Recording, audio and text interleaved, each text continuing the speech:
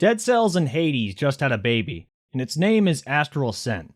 And it's good. That's the TLDR anyway, but it also doesn't do the game enough justice as it's completely hooked me in a way that a new release hasn't in a while. The artwork is beautiful, the animation is seamlessly fluid, the music is enchanting, the story is okay, I guess. We'll circle back to that later. But most importantly, the gameplay is an electric, screen-clearing display of organized chaos that invokes a sense of wizard power fantasy that few other games have achieved for me. With how stacked this year has been with incredible releases from AAA studios and indies alike, I almost feel obligated to help it out by showing this game some love. And if you're a fan of the rogue genre, I think you should too.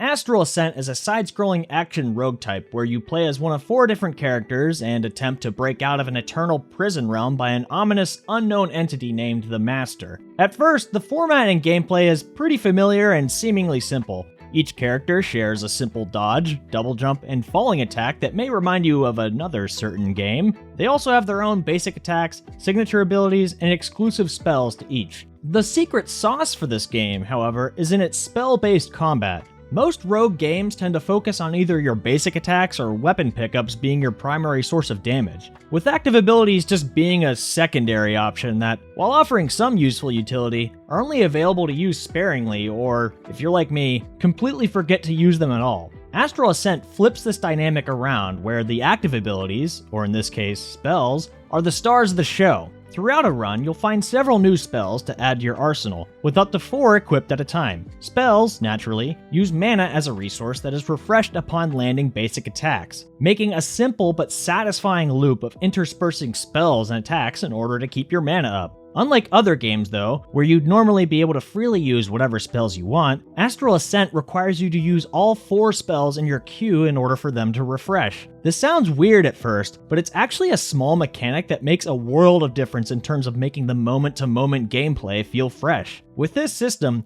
the player has to keep in mind what spells are coming next as to position themselves accordingly in order to get the most out of each. Some spells are more forgiving and will attack most of what's on screen or auto-target enemies, while others require a bit more precision and, in some cases, actually grant invincibility during the cast animation as a means to dodge attacks. There are a metric ton of spells to choose from, and the animations and effects from the ones that I've seen are spectacular. Some are more useful than others, but like any rogue game of this type, that's to be expected. Spells can also be augmented with gambits that offer varying effects from launching meteors on cast or summoning poison-dealing saplings. Furthermore, passive abilities called auras offer significant bonuses and have huge potential synergies with your spell queue or even other auras. All of this together creates an absolutely wild array of possibilities, and some of the late game results from these intertwined systems can get absurd. It's a very, very satisfying system. But what are all these spells good for without things to fight them with?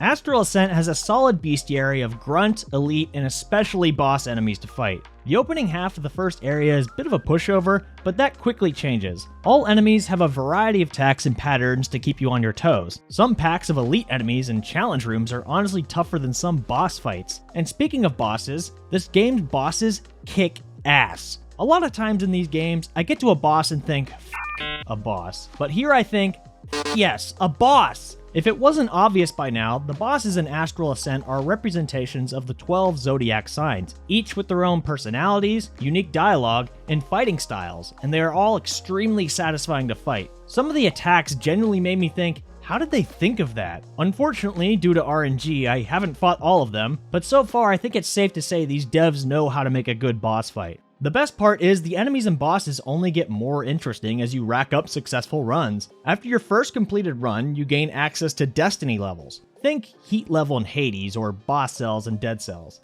Even the first Destiny level expanded the moveset of regular enemies and elites, making regular encounters much more interesting. It's a solid addition of variety so far, and given that people in early access have previously cleared Destiny levels 30 and higher, it seems like the challenge won't prove to be insurmountable. It's a great take on adding difficulty to runs that's more than on par with similar systems in other games. There's also some little details and quality of life features that I really appreciate and I think are worth mentioning. Being able to preview what a spell does before picking it up, being able to save and quit mid-run at the start of any room, the icon for your next spell appearing above your character, And, most important to me, the option to outline your character and enemies for better visual clarity that the game points you to right at the start. These are always the qualities I feel make a good game great, and are my favorite things to point out because I feel they're a noteworthy indicator of how much effort the devs have put into their game. I feel at this point it goes without saying that the presentation is gorgeous. The character artwork, cutscene animations, spell effects, and overall scenery are nothing short of eye candy.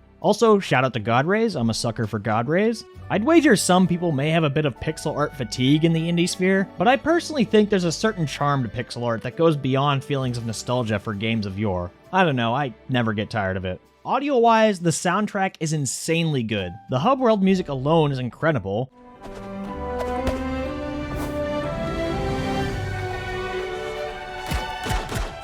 And the rest of the tracks deliver equally well, if not better. Audio during combat has just the right amount of oomph to it, with spells, enemy attacks, and important prompts like being out of mana all being audible enough without being too overstimulating. The voice acting is alright. Most of the cast gives a solid performance, with the Zodiacs being the highlights, though I might be biased because they're all hot. Not as hot as Papa Yaley, but hot nonetheless. Some characters are kinda annoying though. Kieran, for example, is probably my favorite character to play, but least favorite to listen to. I'm kind of over the overconfident frat boy who punches things trope. I'll forgive you if you can do 300 push-ups faster than me. Overall though, Astral Ascent is a great audiovisual package that is quite the achievement for such a small dev team, let alone a game at its price point. As for the story, it's okay, I guess. I'm still fairly early in, but so far the story hasn't particularly gripped me. The stakes aren't exactly interesting from first impressions. Big bad guy destroys planets and we gotta stop him and all that. And while many of the characters are charming, especially this capybara guy named Sir Bappy, who I just want to give a big ol' hug, much of the dialogue feels like fluff.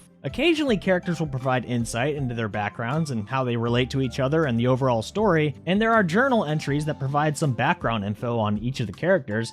But overall, while I do want to see where the story is going and how it all adds up, it took a while to get to that point. That being said, I am starting to warm up to some of the characters, and simply appreciate the story being here at all. Much like Hades, the presence of an actual plot gives the player something to work towards, while also helping the pacing by having meaningful downtime between runs through interacting with all of the different characters. I mainly just want to know how this game apparently has 17 different endings? What the fuck? Another pain point I have with the game is that it slacks a bit in terms of onboarding players with its core gameplay mechanics. The game's tutorial does the expected job of teaching you how to control your character's movement, cast spells, and so on, and the game is good at slowly introducing its several meta progression systems, new characters, etc., but when it comes to jumping into your first run, you're kinda left to figure things out as you go. It's something that stood out because almost everything else in the game is explained adequately, but not the mechanics that are part of the core of the game's loop. Actual runs. It's not too daunting to figure out. I'm used to these types of games, so I was able to get it within a couple of runs, but I wouldn't knock someone for looking up a starter guide video for this game. Despite these flaws, however, they don't hold back what is overall a fantastically polished game where I can only think of a single bug that I encountered that was of little consequence.